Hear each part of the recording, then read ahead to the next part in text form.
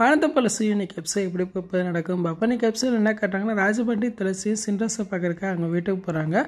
அப்போ முத்தையா சொல்கிறாரு, சின்ராஸும் பொன்னி இங்கே வரலாமா, ரெண்டு பேர்த்தையும் தேடி இப்போ போலீஸ் வந்தாங்க, எனக்கு ரொம்ப பயமாக இருக்கா அப்படின்னு சொல்கிறாங்க.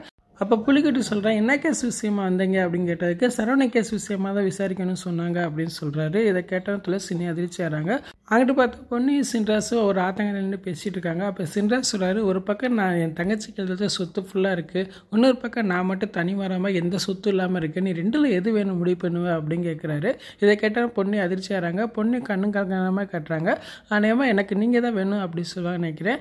அங்கிட்டு பார்த்தா ராஜபாண்டி துளசியும் பேசிகிட்டு இருக்காங்க. அப்போ ராஜபாண்டி சொல்கிறாரு, இந்த சரவண மிஸ்ஸிங் கேஸில் மச்சானுக்கும் பொண்ணுக்கும் எந்த தொடர்பு இருக்கா அப்படின்னு கேட்குறாரு. அப்போ துளசி சொல்கிறாங்க, சரவண உயிரோடையே இல்லை அப்படின்னு சொல்கிறாங்க. இதை கேட்டால் ராஜபாண்டி அதிர்ச்சி ஆகிறான். இன்றைக்கி என்ன எபிசோட் இப்படி தான் போகுது. ஃபுல் வீடியோ பார்த்துட்டு பேசுவோம். இந்த வீடியோ பிடிச்சா முடிக்க லைக் கொடுத்துட்டு மறக்காமல் சப்ஸ்கிரைப் பண்ணுங்கள். தேங்க்யூ.